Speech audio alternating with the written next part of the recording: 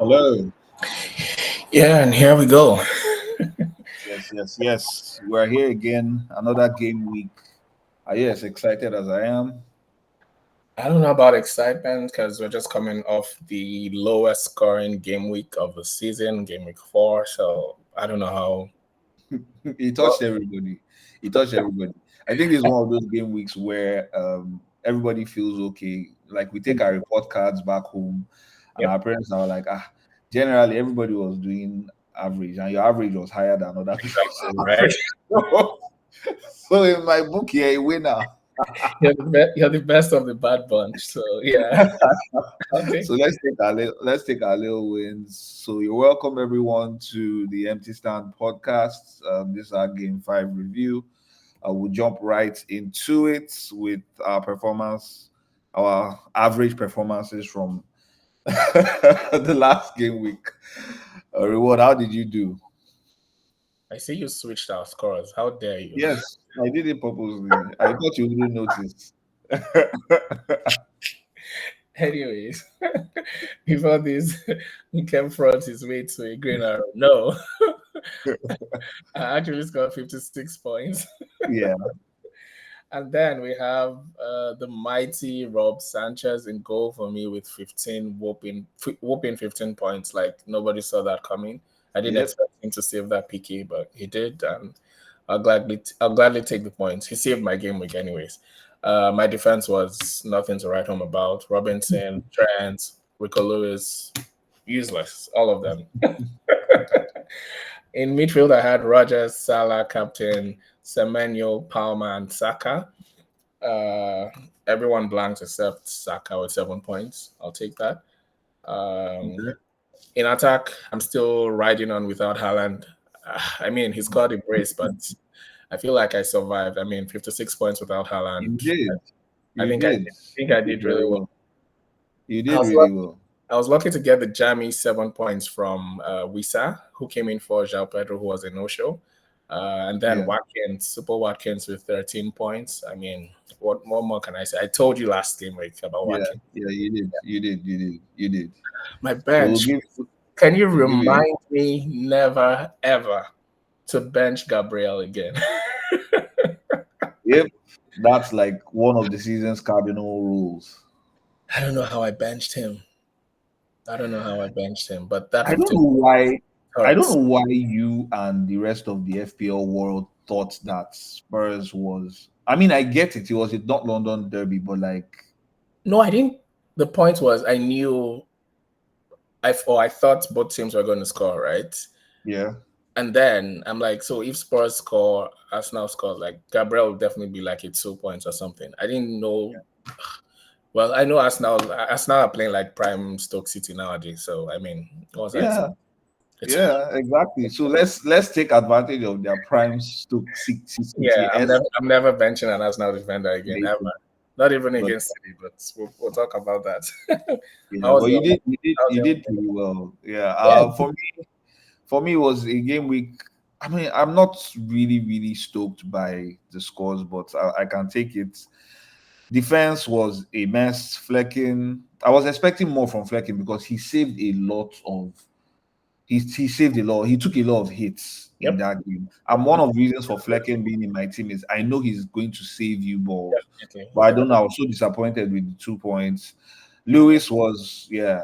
Pepper started, and I think I've learned my lesson. Yeah, Trent proves my points. And I did tell you, I mean, guys, I'm playing my wild card, and I did tell Reward that I did not believe in having this guy for 7 million in my defense. I just don't know why I followed the crowd. This was serious peer pressure, but I've proud. learned never again, never again. Mazarawi, who has been one of my picks for the season, let's say we can call this my own emotional pick in my team, but like, yeah, just wanted to have a United player in my team, and he's been doing okay. Konsa, well, no need. Salah, I'm so glad I did not go with my choice of captaining him. I changed my captaincy just before Wow, the deadline, so I that am so glad I did that. would be so painful.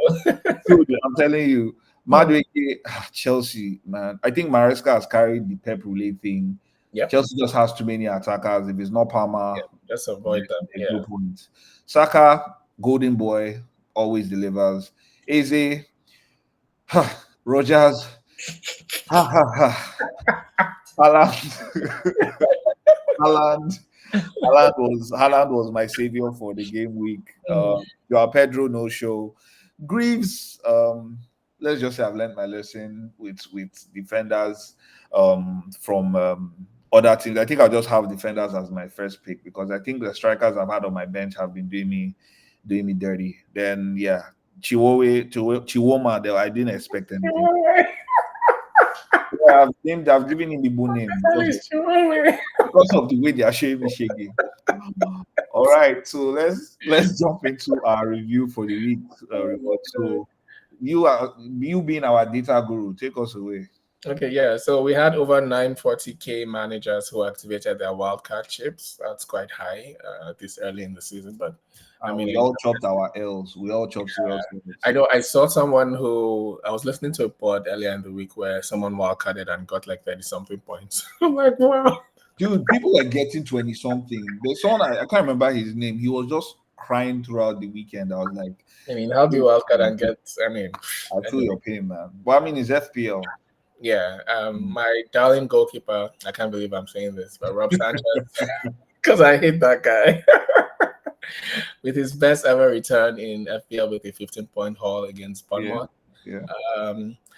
Lo and behold, my differential striker Wissa is out for 2 months, so it's definitely time to find replacements. We'll talk about that later on the show. Yeah. We have Haaland, Watkins, and Nketiah, who led the way with 6 shots in the box.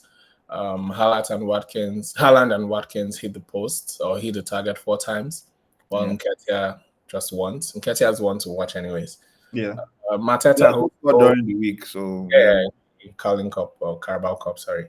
Yeah. Mateta, who stole the PK from Eze, was the Gameweek's highest XG with 1.45, followed by Watkins with 1.27. Okay. We have NDD from Leicester, who created the most chances, 3. That's strange. I thought it was him. It was a strange game week, all in all. It was a very strange game week. Anyways, he also notched up 2 assists, so maybe he's one to watch out for. Leicester, they have like a good run of fixtures coming. Okay. Liverpool, they conceded the least shots in the game week 5, but yet they still lost. So, yeah, I still feel like Liverpool are the best. Defensively, well, not Arsenal are the best defense, but in terms of this was the first time Liverpool conceded this season, anyway. So, yeah. Arsenal didn't concede a single big chance in the North London derby against Spurs, which reiterates our point. They're very solid at the back. Yep. Southampton had the highest non-pen XGA of 2.7, while West Ham and Ipswich gave up the most shots, 21. So those are definitely teams to target. Everton, again, they threw away 2-goal lead. Definitely. I feel like with Everton, just let them score you twice and you just know you win. United racked up 20 shots against Southampton with 10 on target and 5 big chances. And that was only matched by Villa. So those were interesting stats for Game Week 4. And then in Game Week 4, we had the highest or the top scorers. And no surprises here, just defenders and keepers. So we had De Ligt, Sanchez, and Gabriel all on 15 points. How many did you have in your team, Kem? Wow. I see what you did there. Anyways, moving on. Okay. So now we have options in attack, and I'm sure this really applies to you because you definitely need this. I got Wissa thinking I had hit jackpot, and he didn't blank all through what I had. I think I got him in Game Week 3. Yeah, when I played my wildcard, and he hasn't blanked since, but now he's out for 2 months, so there's definitely a need to replace him. So we currently have 3 attackers who we feel like should be looked at. There's Danny Welbeck from Brighton. I don't know how I feel about him, but there's Dominic Calvert-Lewin. I can't believe I'm saying this. Right? And there's Super Jamie Vardy at 37 years old and still going strong. Still popping. Yeah. Mhm. On paper, Calvert-Lewin looks like the best option because he's cheap, 5.9 million. He's just 2.3% owned. He's had 2 goals and an assist in the last 2 games. Yeah. He's central to everything Everton do. I know Everton are shit, but for some reason he's been popping. Like he's been scoring goals. He's also missing a lot of big chances. Exactly. That's what I was going to say. Like, it's not like he's really like giving Yeah, us a lot of points. what do we expect from a 5.9 player? A goal is probably enough as long as he keeps ticking by. So yeah, Okay. uh, Calvert-Lewin is really a good option. Their fixtures are just amazing, but then again, they're Everton and they're a terrible team. So, Yeah. but the point is, I know they really need to win. They're still bottom of the league. They Yeah. haven't won any single game this season. The coach is under pressure, so they definitely have to win at some point. And Yeah. Calvert-Lewin is their main guy, but just remember he has glass legs. So I think he was ill earlier in the week, but I think yeah, he's and the been coach mentioned he trained today. I think yeah. he trained today, but it's still a wait and see. So just wait for the press conferences. We're recording this on Thursday evening, so wait for the press conferences tomorrow. But I think he's good to go. So I really like the looks of Dominic Calvert-Lewin. It's just the injuries that worry me because I know he's just I don't know. He can get injured in training. That's how bad he is. But to your point, Everton are scoring actually, so Yeah. it's worth giving him a punt. Mhm. Okay, so over here we have the most out transfers out. No surprises here. Yeah. All of them are basically on demand. I'm sure Saka is going to find some way to get horse placentas to his his house to get ready. I think he played today against Atalanta, where he was taken out halfway. I'm not Yeah. sure why what that happened, but hopefully We he need to take him out for there's City this weekend. So yeah, they need their best player. Odegaard is exactly. out for a while, so I think 8 weeks. So they definitely need Saka fit and ready. But Saka isn't a sell because from game week 6, Arsenal's run is just brilliant. So you definitely need to triple up on Arsenal then. But Isak, understandable. I don't know if he has one eye now and he has a toe. I He saw has him toe. I saw he has a toe injury again. Like, what's really going on? Just sell, just sell, just sell. There's no point. Sell it. Of course, everyone is jumping on the Watkins hype train. I told you Yep, guys, so I'm yep, glad yep, I have yep, him. I yep. need that price right. So yeah, good. Luis Yeah. Diaz, I'll be very wary about. I know I was big on him, but and Slot's comments about rotation with Gakpo are scary. So I probably won't be going there. Yeah. Avoid any Liverpool attacker if it's not Salah. Yeah. Haaland, just what more can I say? Oh, that's my boy Vardy at 37. Let's go. Smith Rowe, yeah. Well, he's been popping, so He's been in and about. Yeah. yeah. I did have him in my team before my wild card. I'm so upset. I still regret my wild card, but it's fine. So yeah, next segment. Much ado about McNeil and the flex of the FPL this season so far, Mr. Rogers.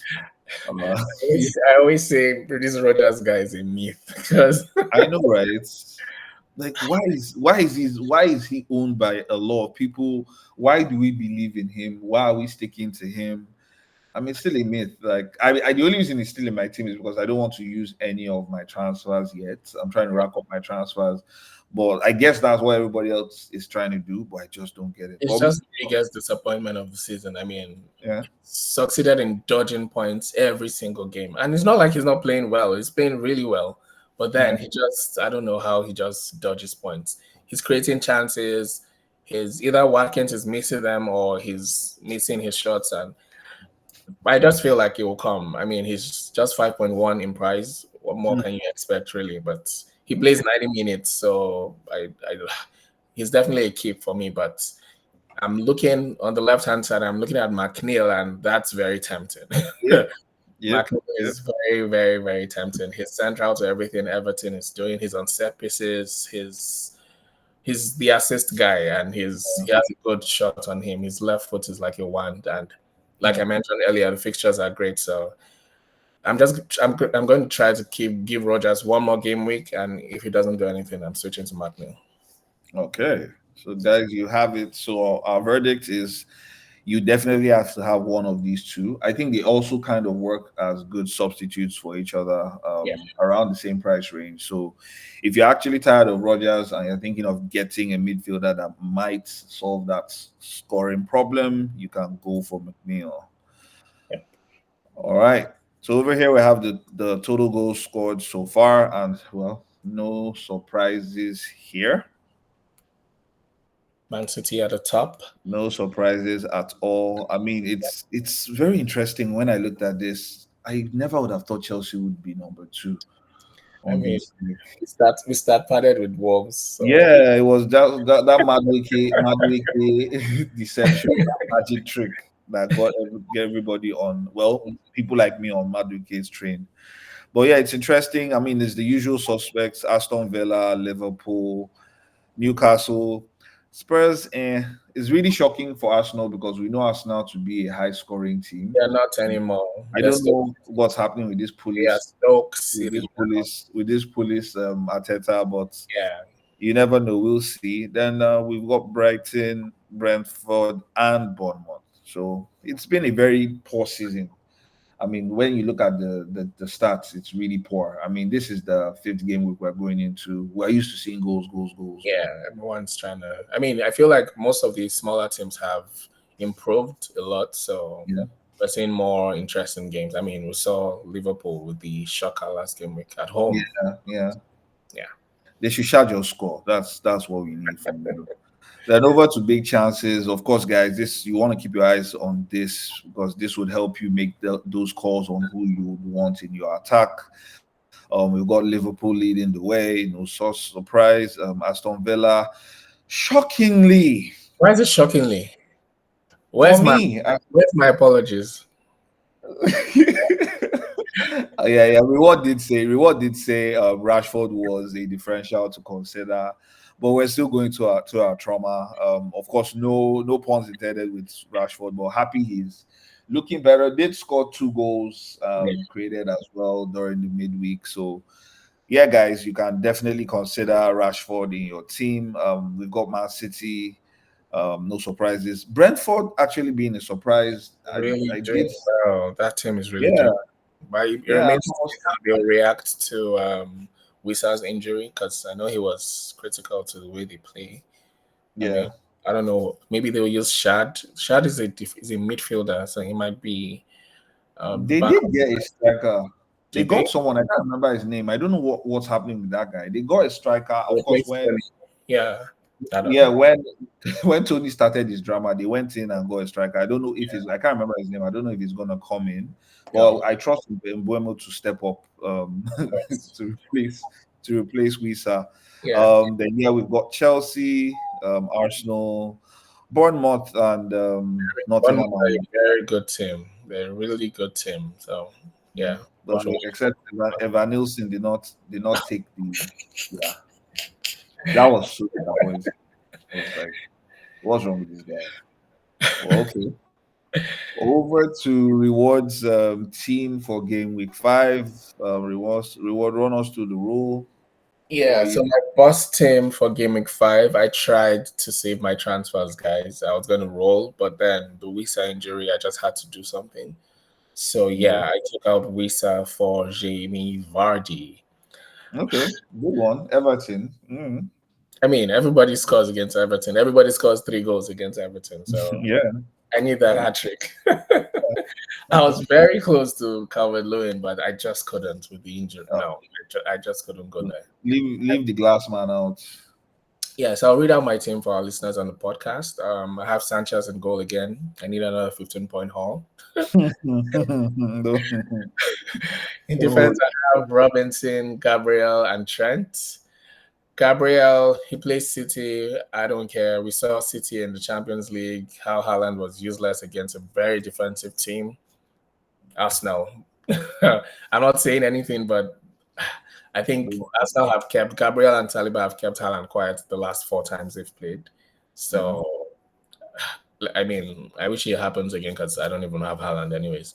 In midfield, I have Rogers, Captain Salah again, Saka, and Palmer.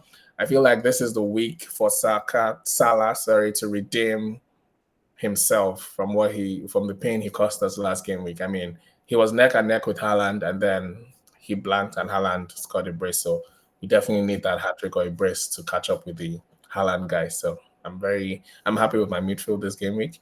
Okay. João Pedro in attack, João Pedro, Watkins, and Jamie Vardy. João Pedro is a doubt. I'm not sure what's up with him. He hasn't been seen in training, but we'll have to wait and see for the press conferences tomorrow.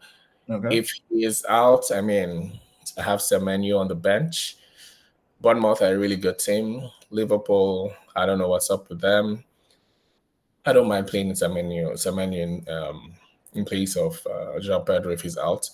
Okay. I don't think Rico Lewis is going to start. He started in the Champions League.